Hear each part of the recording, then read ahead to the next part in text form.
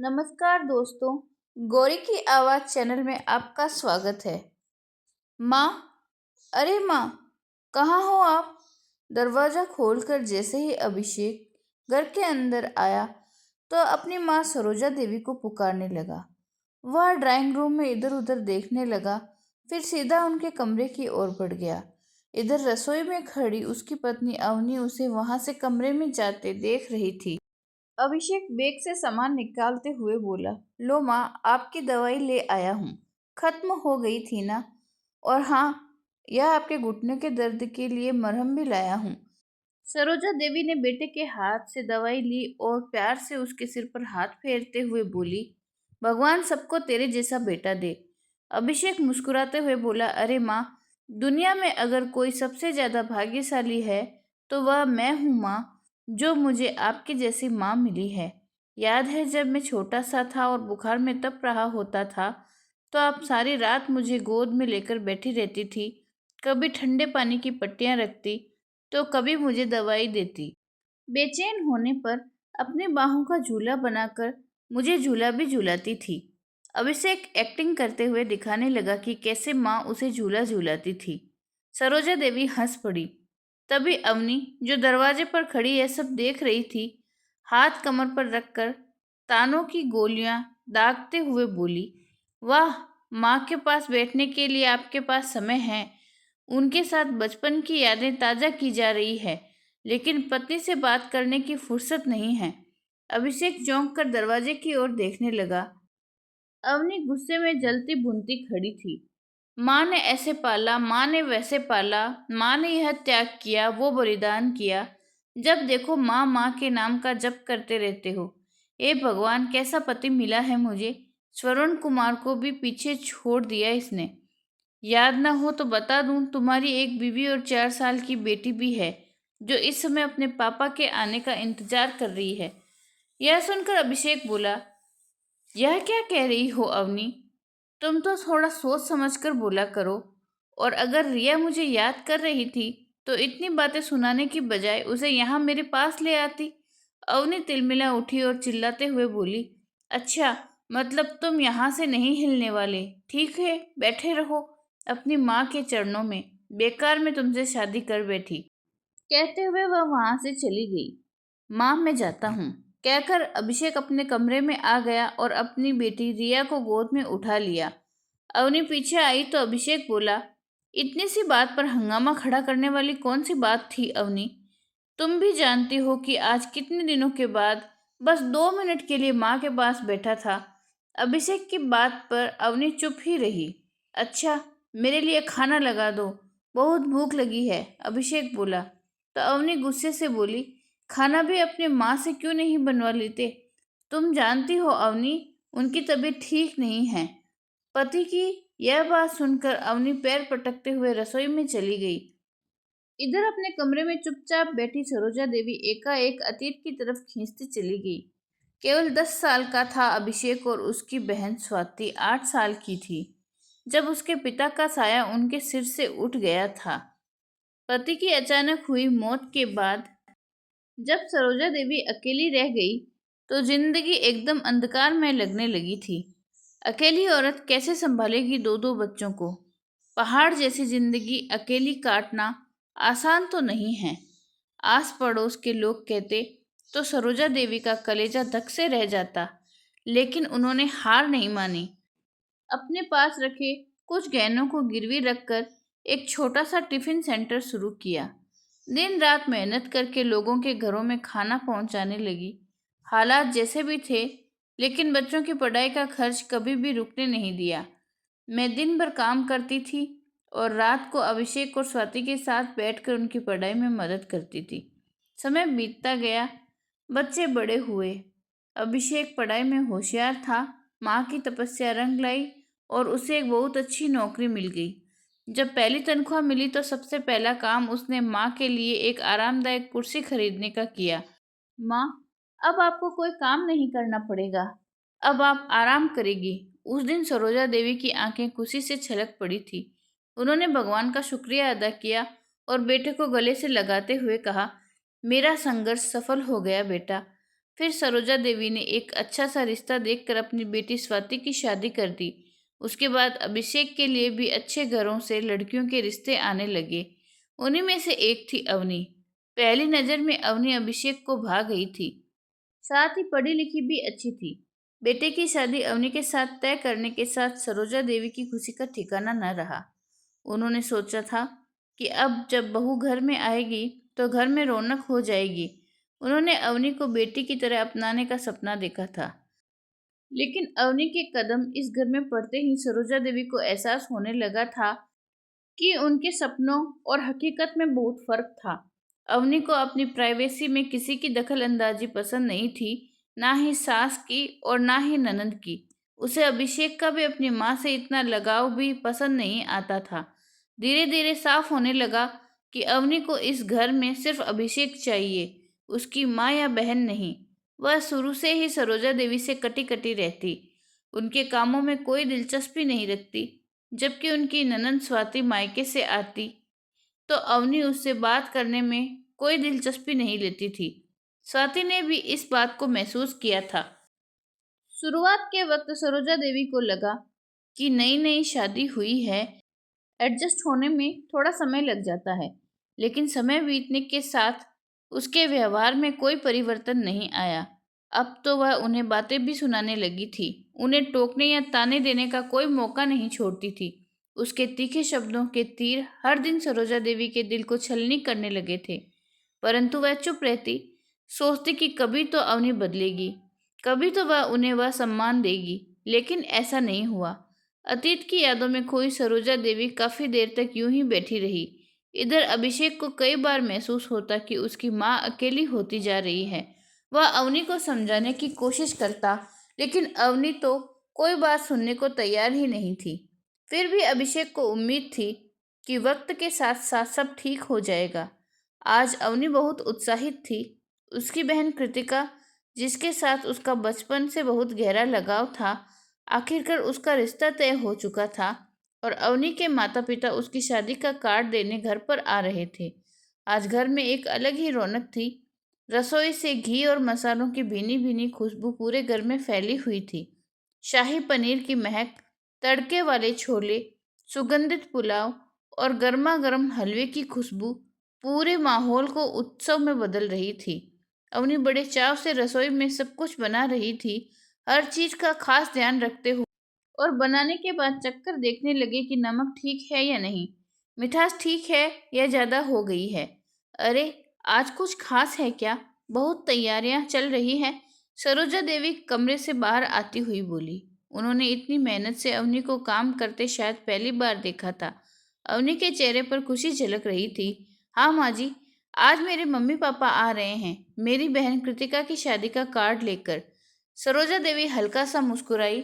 बहू के इस उत्साह को देखकर अच्छा लगा, लेकिन साथ ही उनके भीतर एक टीस भी उठी। कुछ ही देर में अवनी के माता पिता घर आ पहुंचे। बड़ी खुशी से वह उनसे मिली, उन्हें सोफे पर बिठाया और खुद उनके पास बैठ गई। सरोजा देवी कमरे से बाहर आई तो अवनी की माँ सुलेखा जी उनसे बड़े स्नेह से मिली और हाल चाल पूछने लगी। लेकिन सरोजा देवी ने अपने हाव भाव से यह जाहिर भी नहीं होने दिया कि उन्हें कोई तकलीफ या परेशानी है। फिर अवनी अपने माता पिता की पसंद और नापसंद का ध्यान रखते हुए बड़े स्नेह से उन्हें भोजन परोसने लग रही थी। सरोजा देवी चुपचाप इस दृश्य को देख रही थी।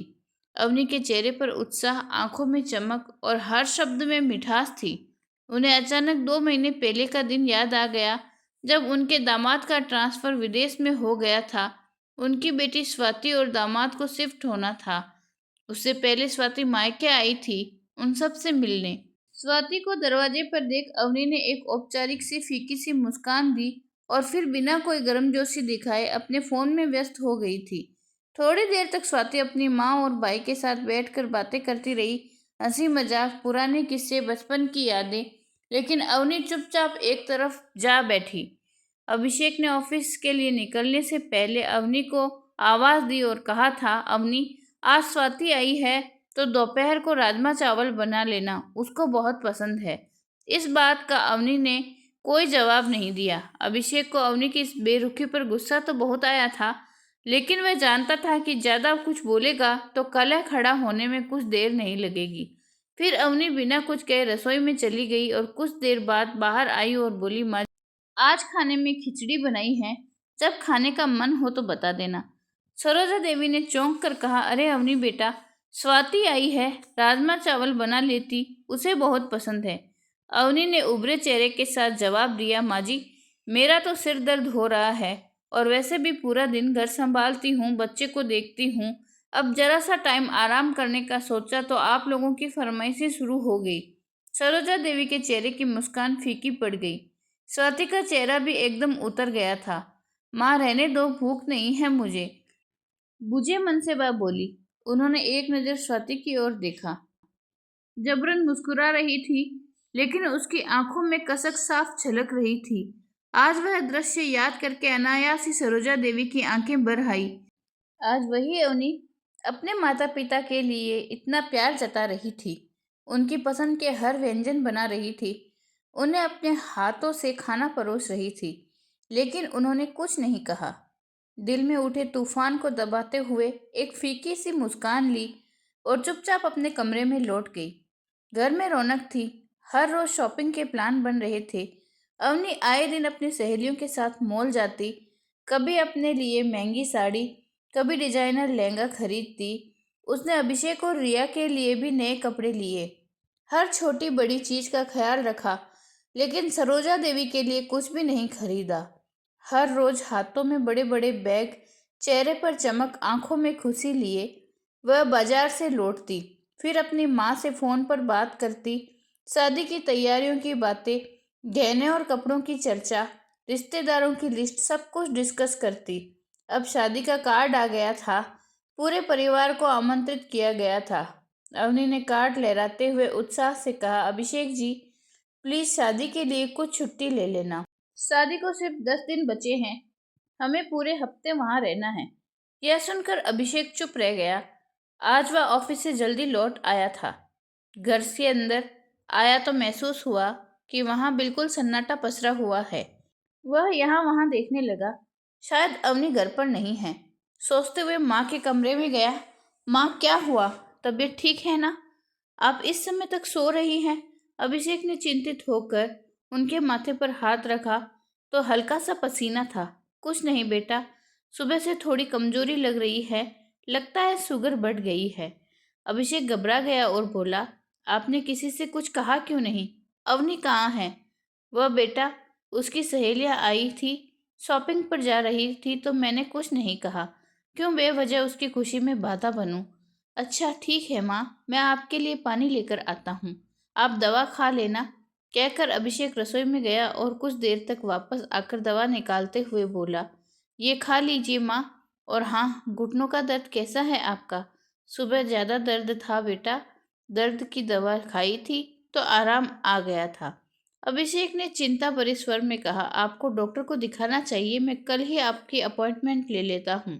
सुबह के 9 बजे थे। अभिषेक माँ को डॉक्टर के पास ले गया। डॉक्टर ने शुगर की जांच की, कुछ जरूरी टेस्ट लिखे और दवाइयाँ दे दी। 1 घंटे बाद जब वे वापस लौटे तो सरोजा देवी कुछ बेहतर महसूस कर रही थी। अभिषेक ने आवाज़ लगाई, अवनी, माँ के लिए खाना ले आओ, फिर उन्हें दवा भी देनी है। मैंने दवाइयाँ निकाल कर रख दी है। कमरे से कोई जवाब नहीं आया। अभिषेक सीधे बेडरूम की ओर बढ़ा। अवनी आईने के सामने खड़ी अपने नए सूट पर दुपट्टा मैच करके देख रही थी। अवनी, मैंने तुमसे कुछ कहा था ना कि माँ के लिए खाना ले आओ? अभिषेक ने थोड़ा तेज स्वर में कहा। अवनी ने लापरवाही से जवाब दिया, हाँ हाँ, आती हूँ। पहले यह बताओ, तुमने ऑफिस से छुट्टी ली या नहीं? हमें अगले हफ्ते निकलना है। अभिषेक ने एक पल के लिए उसे देखा, फिर गहरी सांस लेते हुए बोला, अवनी, मुझे लगता है कि हम 1-2 दिन बाद ही वहां जाएं। खामखा माँ को परेशानी होगी। यह बात सुनकर अवनी ने उसे ऐसे देखा जैसे अभिषेक ने कोई बहुत बड़ा अपराध कर दिया हो। तब संभलते हुए अभिषेक बोला, अच्छा, तुम एक काम करो, तुम और रिया पहले चले जाओ, मैं शादी वाले दिन वहां पहुंच जाऊंगा। माँ की तबीयत ठीक नहीं है, उनका ध्यान रखने के लिए किसी का यहाँ होना जरूरी है। अवनी भड़क उठी, क्या तुम मेरी बहन की शादी पर नहीं चलोगे, सिर्फ इसलिए कि माँ जी की तबीयत थोड़ी सी खराब है? अभिषेक, सब लोग क्या सोचेंगे? अभिषेक ने संयम रखते हुए कहा, मैं मना नहीं कर रहा हूँ अवनी, मैं शादी वाले दिन पहुंच जाऊंगा।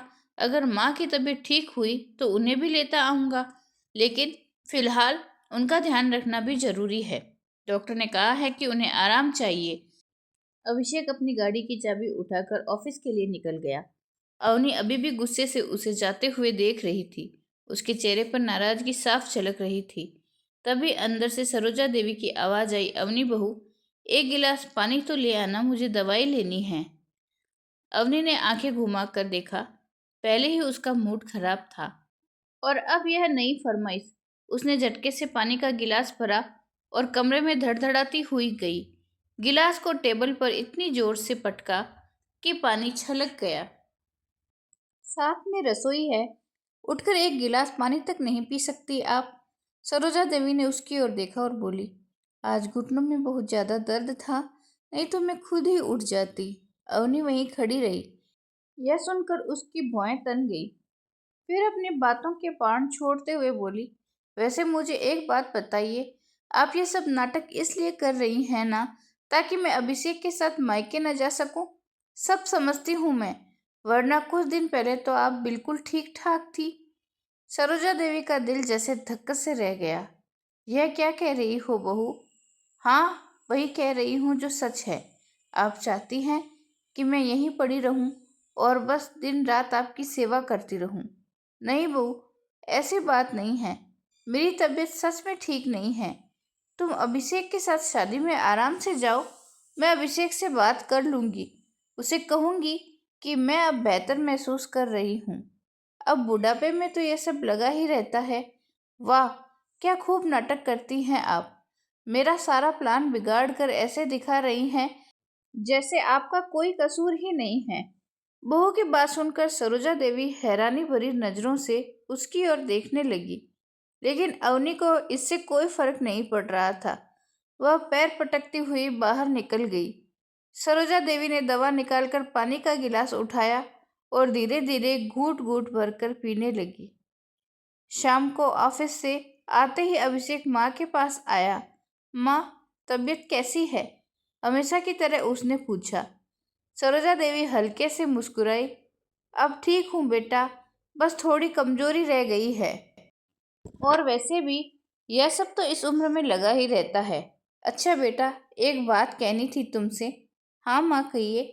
बेटा, मुझे लगता है कि तुम्हें बहू के साथ उसके मायके जाना चाहिए। अभिषेक ने गहरी सांस ली। माँ, आपकी तबीयत ठीक नहीं है और मैं आपको इस हालत में अकेला छोड़कर नहीं जा सकता।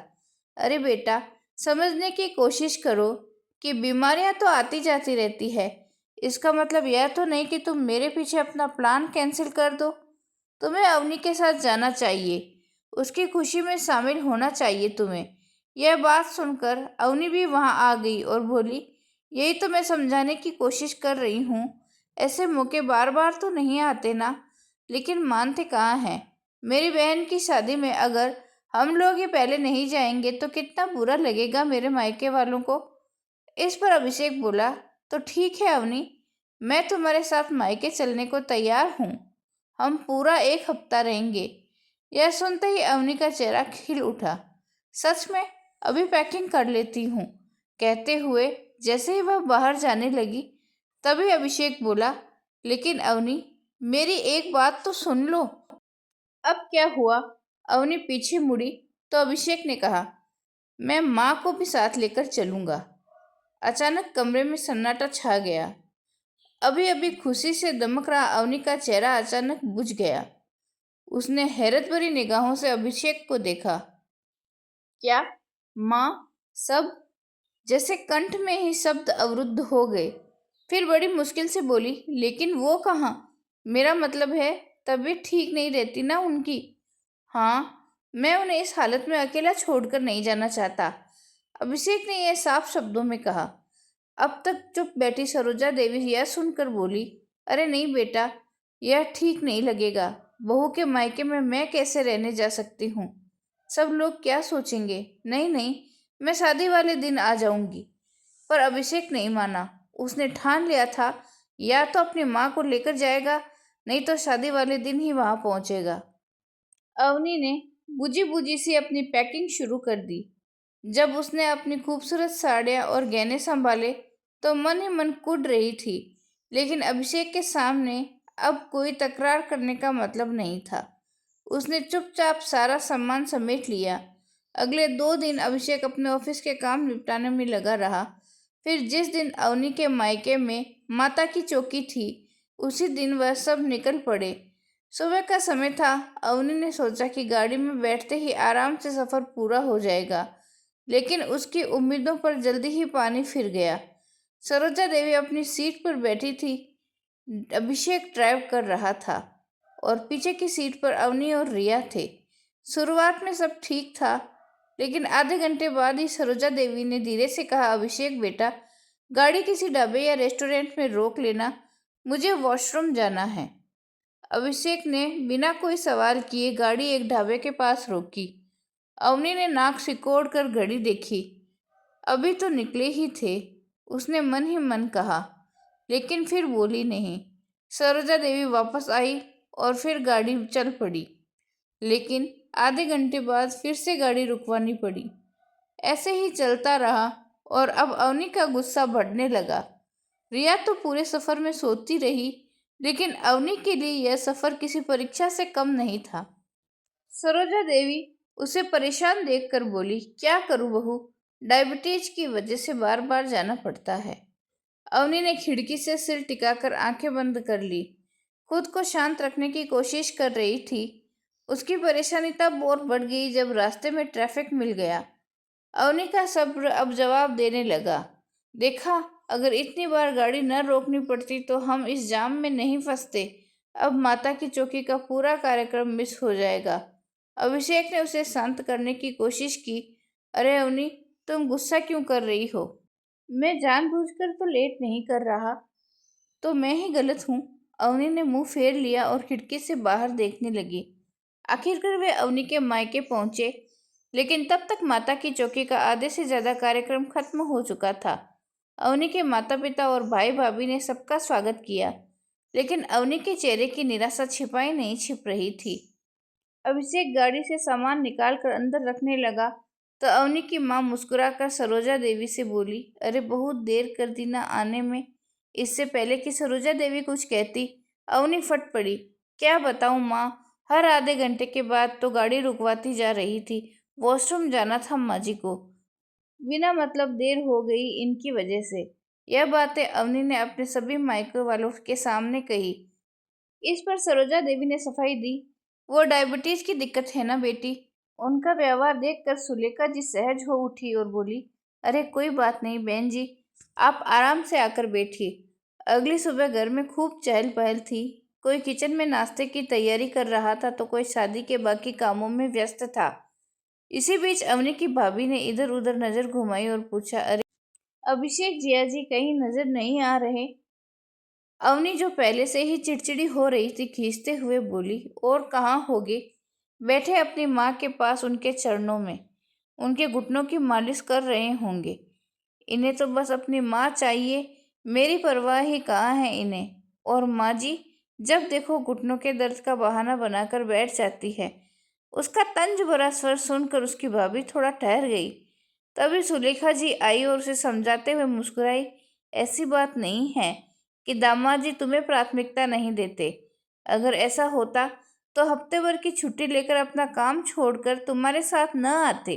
अवनी उनकी बात सुनकर चुप हो गई, लेकिन उसके चेहरे पर नाराजगी अब भी झलक रही थी। इसी दौरान अवनी का भाई किसी जरूरी काम से बाहर जा रहा था। जाते जाते उसने अभिषेक जी से कहा, जीजा जी चलिए ना, जरा बाजार तक जाना है, साथ हो लेंगे तो बढ़िया रहेगा। अभिषेक उनके साथ निकल गया। अब सरोजा देवी धीरे धीरे चलकर बाहर आ गई और बरामदे में पड़ी कुर्सी पर आराम से बैठ गई। उनके चेहरे पर सब्र की थकान दिखाई दे रही थी, मगर फिर भी वह सबकी खुशी में शामिल हो रही थी। तबीयत ठीक न होते हुए भी उनकी पूरी कोशिश थी कि उनकी वजह से किसी को कोई परेशानी न हो। तभी अवनी की एक कजिन ने उन्हें देखा और उनके पास जाकर बोली, आंटी जी आप ठीक तो हैं?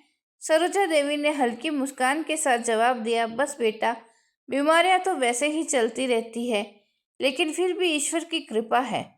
अभी उनकी बात पूरी नहीं हुई थी कि अवनी ने व्यंग से कहा, अरे इस उम्र में घर का काम तो होता नहीं है, लेकिन ये शादी में आने के लिए ये जरूर तैयार हो गई। अवनी की इस बात पर वहां खड़ी उसकी कुछ कजन हंस पड़ी। अवनी ने मजाक को और बढ़ाते हुए कहा, सच में माँ जी को तो सफर करना भारी पड़ गया। रास्ते भर हम लोग वॉशरूम ही ढूंढते रह गए। हर आधे घंटे बाद गाड़ी रोकने का फरमान आ जाता था। सफर कर नहीं सकती थी तो घर पर ही रहना चाहिए था ना।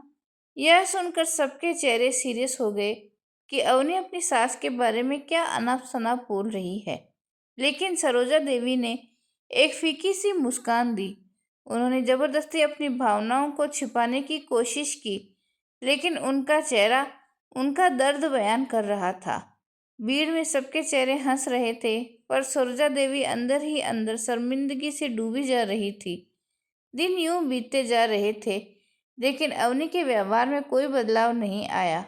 उसे अभी भी यही लगता था कि सासू माँ के कारण उसके रंग में भंग पड़ गया है। अगर उसकी सास यहाँ न होती तो शायद वह ज्यादा मस्ती कर पाती। इसलिए हर रोज किसी न किसी बहाने वह अपनी सास को तंज कसती और चुपती हुई बातें कहने से नहीं चूकती थी। कभी सब लोगों के सामने सास की सूती साड़ी का मजाक बना देती, तो कभी उनकी बीमारी का। इधर जब अवनी अपनी बहन कृतिका के साथ बाजार जाती तो सरोजा देवी थोड़ा समय निकालकर अपनी समधिन सुलेखा जी के पास बैठ जाती। आज भी ऐसा ही हुआ। बहन जी, आपका मन तो लग रहा है ना? सुलेखा जी ने पूछा। सरोजा देवी हल्की मुस्कान के साथ बोली, हाँ बहन जी, सब अच्छा है। उनकी आंखें उनकी मनोदशा को बयां कर रही थी, लेकिन मुंह से वह कुछ नहीं बोली। आखिरकार शादी का दिन भी आ गया। पूरे घर में चहल पहल थी। बारात पहुंची, रस्में हुई और फिर विदाई का समय भी आ गया। सबकी आंखें नम थी। सुलेखा जी ने अपने पति के साथ अपनी बेटी को गले लगाया और विदा किया। अब शादी की थकान सब पर हावी होने लगी थी। अवनी और अभिषेक ने सोचा कि एक दिन आराम कर लेंगे और फिर अगले दिन अपने घर वापस लौटेंगे। रात हो चुकी थी। सभी अपने अपने कमरों में सोने चले गए। अगले दिन जब सब लोग उठे तो पूरे घर में अचानक एक तेज चीख गूंजी। आवाज सुनते ही पूरा घर दहल उठा। सब लोग चौंक गए और आवाज की दिशा में भागे। यह आवाज सुलेखा जी की थी। सभी लोग घबराते हुए उनकी ओर दौड़े। दरवाजा खोलते ही दृश्य सामने था। सुलेखा जी जमीन पर गिरी हुई थी और दर्द से कहरा रही थी। उनकी चीख सुनकर पूरा घर दौड़ पड़ा। अवनी के भाई और भाभी ने उन्हें तुरंत उठाने की कोशिश की, लेकिन उनकी तकलीफ इतनी ज्यादा थी कि हल्की सी हरकत पर भी वह तड़प उठी। माँ, क्या हुआ? कहीं चोट लगी है क्या? अवनी घबराई हुई थी। सुलेखा जी ने आंखें दर्द से बंद कर ली। उनके चेहरे पर पीड़ा झलक रही थी। जल्दी से गाड़ी निकाली गई और सबने मिलकर उन्हें किसी तरह सहारा देकर कार में बिठाया। अवनी के भाई भाभी उन्हें अस्पताल ले गए। अवनी भी माँ की हालत देखकर परेशान थी। जब वे लोग घर लौटे तो अवनी ने पूछा, क्या कहा डॉक्टर ने? सब ठीक तो है? उसका भाई बोला, गिरने की वजह से मांसपेशियों में तेज खिंचाव आ गया है, इसलिए बहुत दर्द हो रहा है। डॉक्टर ने कहा कि उन्हें आराम की जरूरत है। यह सुनकर अवनी ने राहत की सांस ली। कम से कम कोई बड़ी चोट तो नहीं आई थी। अगले दिन लौटते ही सुलेखा जी को बिस्तर पर लेटा दिया गया। अब अवनी असमंजस में थी। अभिषेक की छुट्टियां खत्म हो चुकी थी और उसे वापस लौटना था, लेकिन अवनी का मन अपनी माँ को इस हालत में छोड़ने का नहीं कर रहा था। अभिषेक, मैं माँ को इस हालत में छोड़कर नहीं जा सकती। मैं कुछ दिन और रुक जाती हूँ। अभिषेक ने एक बार सोचा और फिर सिर हिलाते हुए बोला, ठीक है, तुम ध्यान रखना, माँ को कोई तकलीफ ना हो। मैं माँ को लेकर वापस जा रहा हूँ। वहाँ ऑफिस भी ज्वाइन करना है। जब यहाँ सब ठीक हो जाएगा तो तुम भी आ जाना। अवनी ने सहमति में सिर हिलाया। अभिषेक अपनी माँ सरोजा देवी को लेकर घर लौट आया। सुलेखा जी अब स्वयं उठ पाने में असमर्थ थी, इसलिए अवनी और उसकी भाभी उन्हें सहारा देकर वॉशरूम तक ले जाती थी। एक दो बार तो सब ठीक रहा, लेकिन जब तीसरी बार सुलेखा जी ने अपनी बहू को आवाज दी तो उसके चेहरे पर चिड़चिड़ाहट साफ झलकने लगी थी। उन्होंने हल्की आवाज में पुकारा, बहू जरा सहारा दो। भाभी ने गहरी सांस ली और अनमने भाव से उठी, उन्हें सहारा देते हुए वॉशरूम तक ले गई और फिर वापस बेड पर लेटाकर बड़बड़ाने लगी, इंसान है या पानी की टंकी? इतना पानी पीती क्यों है कि बार बार वॉशरूम जाना पड़े? इस बार तो मैंने सहारा दे दिया, लेकिन अगली बार मुझसे नहीं होगा। अवनी अपनी भाभी की बात सुनकर चौंक गई। उसे अपने कानों पर यकीन नहीं हुआ। भाभी, अभी क्या कह रही हैं आप? माँ तकलीफ में है और आप तो। भाभी ने गुस्से से कहा, अरे राम जाने तकलीफ में है या बहाना खोजती है काम न करने का। मुझे तो लगता है सब ढोंग है इनका। इतना कहकर वह वहां से चली गई। अवनी एक पल के लिए स्तब्ध रह गई। उसकी भाभी जो एक आदर्श बहू कहलाती थी, उसकी माँ के लिए ऐसे शब्द कहेंगे, उसने कभी सोचा नहीं था। उसने अपनी माँ के चेहरे पर देखा, सुलेखा जी की आंखों में उदासी छलक पड़ी थी।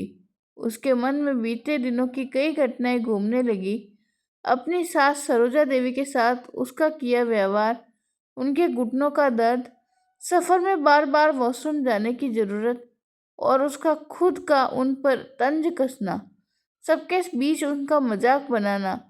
फिर उसने सोचा, क्या भगवान उसे उसके कर्मों की सजा दे रहे हैं?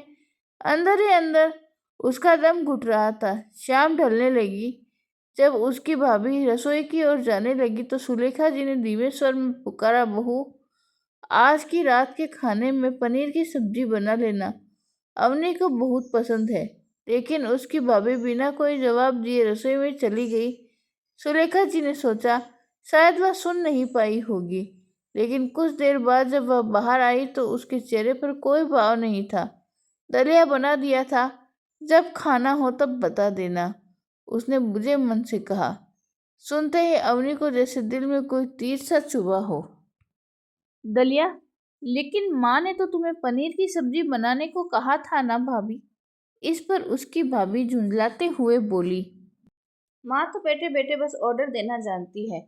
मैं दिन भर घर का काम भी करूं, बच्चों को भी संभालूं और फिर आपकी और आपकी माँ की फरमाइश भी पूरी करती रहूं।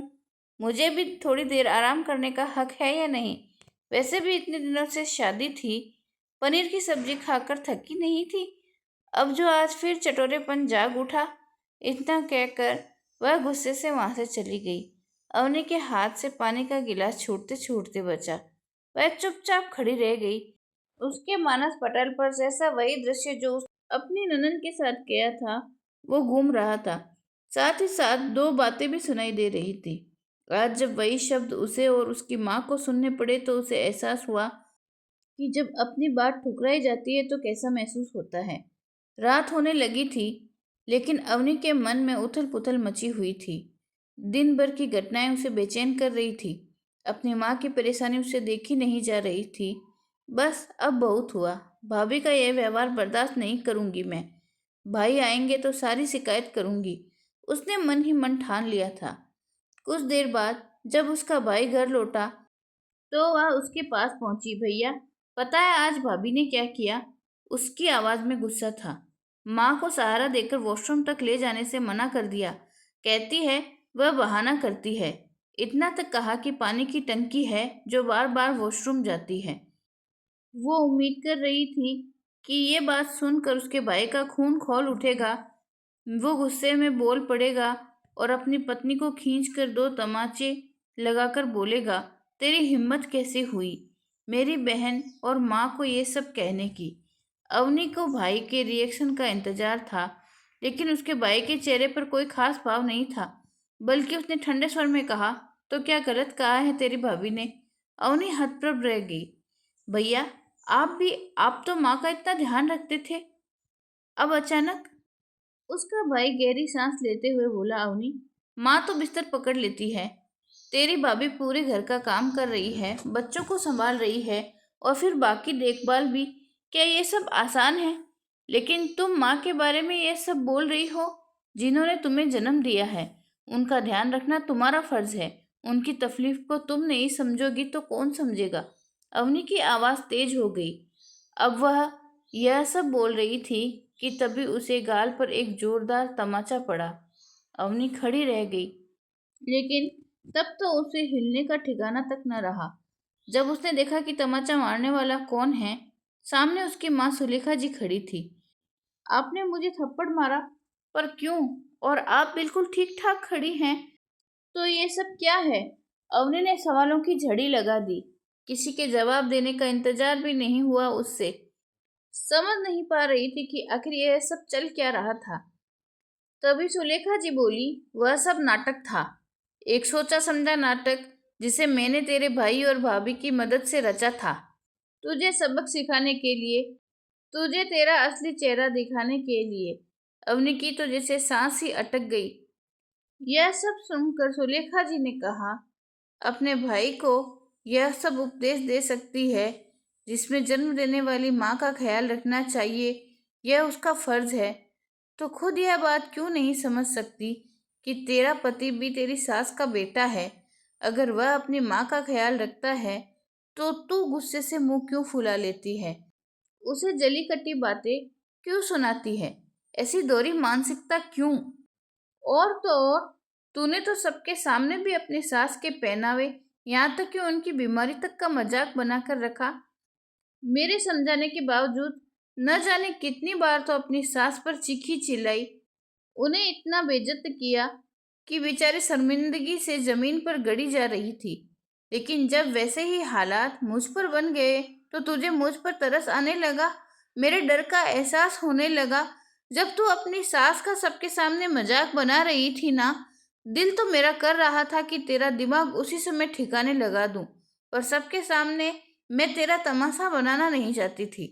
लेकिन मन ही मन मैंने यह भी ठान लिया था कि इंसानियत का पाठ तो तुझे पढ़ा कर रहूंगी। मैं जानती थी कि तू केवल बातों से नहीं मानेगी, इसलिए यह नाटक किया हमने। शर्म आनी चाहिए तुझे। तूने तो अपने ससुराल में हमारी नाक कटवा कर रख दी। ऐसे संस्कार तो नहीं दिए हमने तुझे। और तू है जिसने कभी अपने ससुराल वालों को अपनाया ही नहीं। तो दूसरी ओर तेरी सास है, जिसने तेरे इतने बुरे व्यवहार के बावजूद कभी हमारे सामने शिकायत तक नहीं की। एक बात हमेशा याद रखना बेटा, तेरा सम्मान तेरे ससुराल वालों के साथ जुड़ा हुआ है। उनकी बेइज्जती का मतलब तुम्हारी खुद की बेइज्जती है। अवनी सिर झुकाए खड़ी थी। सुलेखा जी का हर एक शब्द उसकी आत्मा को छलनी कर रहा था। एक एक बात हथौड़े की तरह उसके दिल पर चोट कर रही थी। वह कांप रही थी। अचानक उसकी आंखें भर आई। अवनी के गले से आवाज तक नहीं निकली। उसकी आंखों में आंसू छलक रहे थे, लेकिन यह सिर्फ दुख के आंसू नहीं थे, उसके अपराध बोध के थे। माँ, मैं बहुत बुरी हूँ। मैंने माँ के साथ बहुत अन्याय किया। कहते कहते वह फूट फूट कर रोने लगी और घुटनों के बल बैठ गई।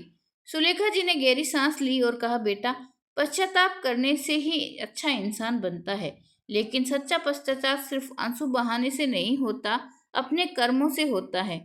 अगले दिन अवनी अपने भाई के साथ घर वापस लौटी। जैसे ही दरवाजे के अंदर कदम रखा, सामने सरोजा जी बैठी दिखी। उनके चेहरे पर अभी भी शांत मुस्कान थी, लेकिन उनकी आंखों में अनकहा दर्द था। बहू, आप कैसे हो? ठीक तो हो ना? उन्होंने पूछा। अवनी को समझ नहीं आ रहा था कि अब क्या बोले। बिना एक पल गवाए वह दौड़कर उनके पैरों में गिर पड़ी। माँ जी, मुझे माफ कर दीजिए, मुझसे बहुत बड़ा अपराध हुआ है। सरोजा जी हड़बड़ा गई। उन्होंने अवनी को उठाने की कोशिश की, लेकिन वह वैसे ही उनके पैरों में गिरी रही। नहीं माँ जी, आज मत रोकिए मुझे। शायद मैं इस दुनिया की सबसे स्वार्थी बहू हूँ। जिस घर में मुझे सम्मान दिया, मैंने उसी की जड़ों में जहर घोल कर रख दिया। आपका प्यार समझ ही नहीं पाई। अब तक अभिषेक भी स्तब्ध खड़ा यह सब देख रहा था। उसके लिए यह पल अविश्वसनीय था। फिर सरोजा जी ने अवनी के सिर पर हाथ फेरा और कांपती आवाज में बोली, बेटा, नादानी वश तुम मुझसे गलती कर बैठी हो। माँ अपने बच्चे से कब तक नाराज रह सकती है? मैं तो कब से इस बात का इंतजार कर रही थी कि तुम अपने दिल से मुझे अपनी माँ मानोगी। इतना कहते ही उनकी आंखों में भी आंसू बह निकले। उन्होंने अवनी को गले से लगा लिया। उस रात जब अभिषेक रोज की तरह अपनी माँ के घुटनों की मालिश करने के लिए तेल निकाल रहा था, तो अवनी ने धीरे से उसके हाथ से तेल की शीशी ले ली। अभिषेक, अब उनकी सेवा मैं करूंगी। अभिषेक ने कहा, ऐसा तो है। अवनी की आंखें भीग गई, लेकिन इस बार वे आंसू तकलीफ के नहीं थे, वे खुशी के थे। अवनी अब बहू नहीं, बेटी बन चुकी थी। जो देर से ही सही लेकिन रिश्तों के महत्व को समझ चुकी थी। तो दोस्तों, क्या अवनी की माँ सुलेखा जी ने सही किया?